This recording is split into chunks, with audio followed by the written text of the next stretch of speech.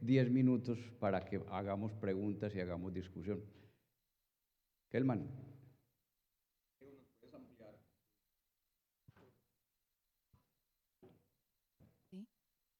Hola.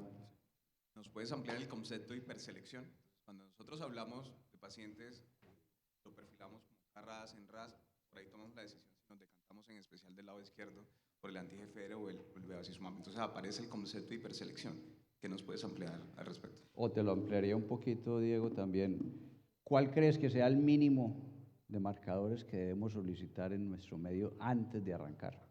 Si tengo la posibilidad de hacerles NGS en primera línea a los pacientes con diagnóstico reciente de cáncer de colon metastásico, se lo haría, ¿sí?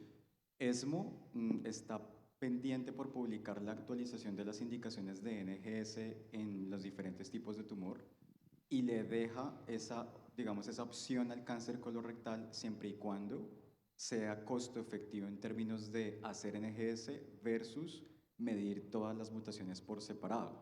Si nosotros sumamos lo que nos cuesta medir inestabilidad microsatelital, BRAF, CARRAS y ENRAS, el costo puede ser cercano al de un NGS y yo creo que en nuestro país debemos desarrollar la oportunidad de hacer más NGS hecho por nosotros mismos para que pueda bajar los costos y tengamos mejor información.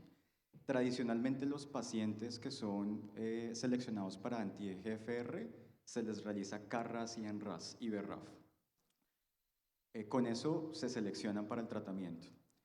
Pero en este estudio que precisamente trajo ese análisis exploratorio, hay que entender que es un análisis exploratorio, ellos le hicieron determinación de mutaciones de DNA adicionales a unos genes que se han visto relacionados en resistencia primaria a los anti-EGFRs, tanto primaria como secundaria. Entonces, es interesante ver en esa población como, por ejemplo, los pacientes que tienen mutaciones de PTEN, que nosotros antes lo medíamos por la misma vía, pero con mutaciones de PI3K, ¿sí?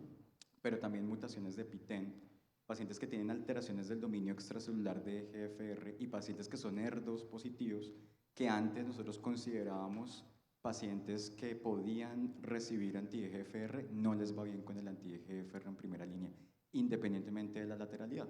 Entonces yo creo que más que una razón de lateralidad clínica, debajo hay una razón biológica. Las otras fusiones que ustedes vieron ahí en la tabla eran fusiones de NTRK que son extremadamente raras, fusiones de ALK que son extremadamente raras y fusiones de MET que son extremadamente raras y para las cuales en este estudio pues también la técnica de NGS que se usó basada en DNA no tiene una buena sensibilidad.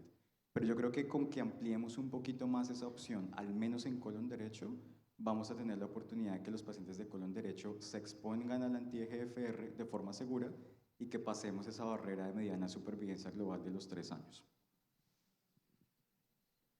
Doctor Raimundo iba a preguntar. Yo, aquí atrás. Yo tengo una pregunta. Desde que salieron los datos del TAS-BEVA, yo creo que tenemos un nuevo estándar en tercera línea. Y yo considero que eso debería ser el brazo comparador de todos los estudios. Entonces, no es justo hacer esas comparaciones indirectas, Ismael, si no estamos comparando cabeza a cabeza en tercera línea medicina de precisión contra mi quimio, que yo soy oncólogo. Totalmente de acuerdo, Ray. Pero tú tienes que tener en cuenta también que cuando se empezaron a desarrollar estos ensayos clínicos, TAS-BEVA no era el brazo estándar, era TAS o REGO.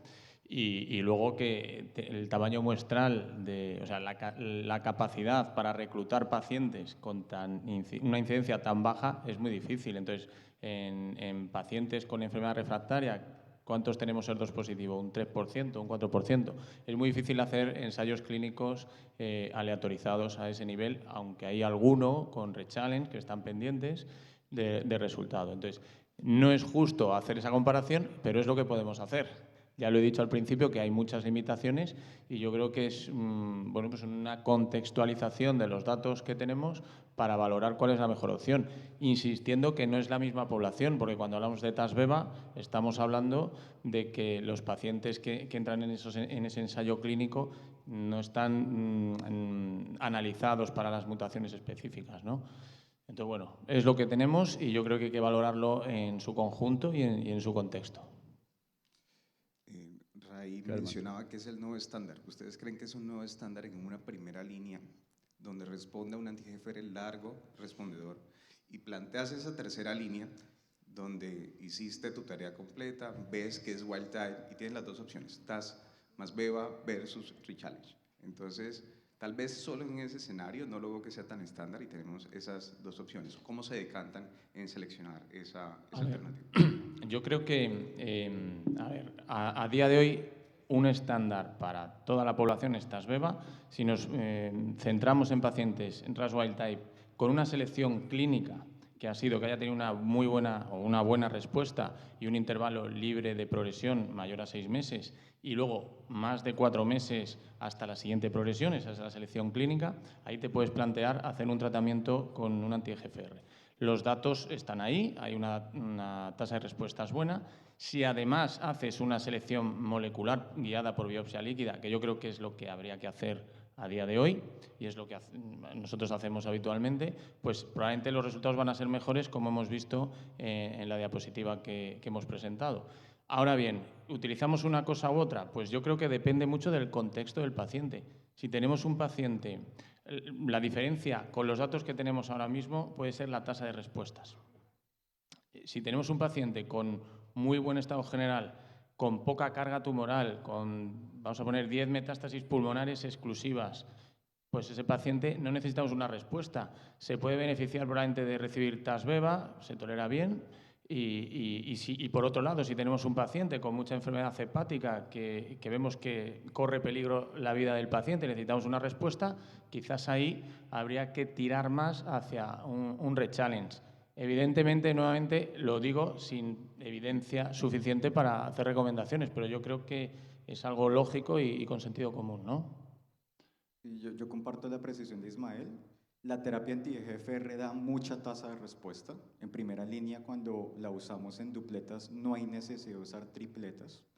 Entonces, la parte clínica de la respuesta a la primera línea es clave para seleccionar el paciente, sumado a hacer la biopsia líquida.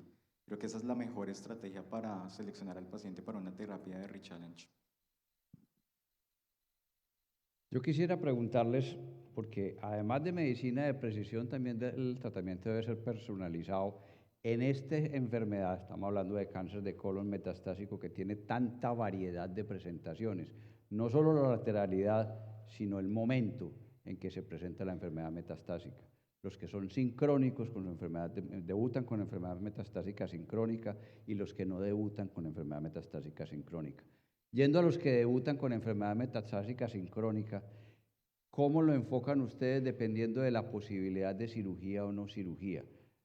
¿Qué hacen de tratamiento primero? Porque el tratamiento, como tú decías en la última diapositiva, el último punto, el quinto punto, tenemos que personalizarlo, hacer un tratamiento holístico, porque no solamente somos los oncólogos clínicos los que jugamos aquí, también juegan cirujanos y hasta los radioterapeutas.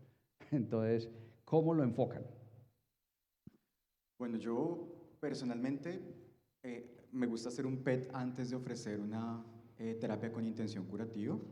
Para mí los pacientes que van a un escenario curativo de entrada son enfermedad metastásica exclusivamente hepática, que sea resecable en 1 o en 2 tiempos, toca hablarlo con el grupo quirúrgico, pero que sea resecable. Generalmente las lesiones bilobales casi siempre los excluyen al menos inicialmente a sus tratamientos. Si el paciente tiene una baja carga hepática, ya tenemos estudios en los que el manejo del primario y manejo de metastasectomía sincrónicamente no incrementa la morbilidad postoperatoria. Entonces intentamos ir en ese momento, si es resecable, por hacer manejo completo y darle quimioterapia adyuvante. Ustedes saben que aquí hay mucha controversia en el uso de anticuerpos monoclonales cuando el paciente tiene criterios claros de resecabilidad y no los estamos usando. Lo que hacemos ahí en ese momento es hacer una neoadyuvancia, básicamente con quimioterapia. No sé tú, Ismael.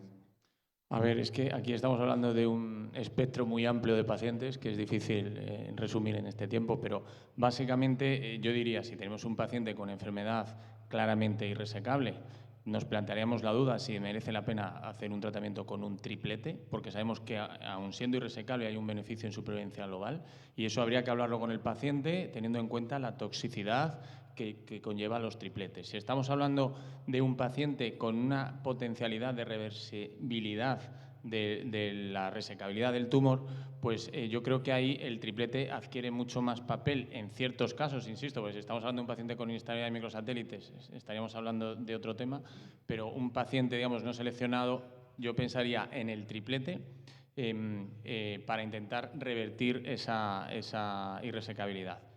También depende de la presencia de mutaciones sobre RAS. Si tenemos un paciente RAS y BRAF wild type, ahí claramente descartaría un triplete con anti-EGFR porque sabemos que no aporta nada sobre el doblete. Entonces, pero bueno, yo ahí sí que haría un poco de insistencia sobre el triplete porque nos estamos jugando la resecabilidad del paciente en líneas generales, ya digo, porque habría que ver los detalles. Bueno, muchísimas gracias.